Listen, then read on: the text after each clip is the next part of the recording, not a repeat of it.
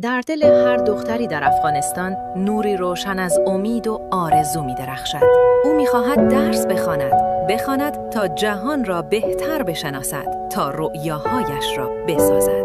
اما دیوارهایی جلوی اوست. دیوارهایی از نادیده گرفتن حق او، دیوارهایی که امید را می‌خواهند خاموش کنند. هر کتابی که در دست دختران است، هر قلمی که روی دفترشان می‌رود، صدای مقاومت است. صدای تلاش برای فردایی روشن.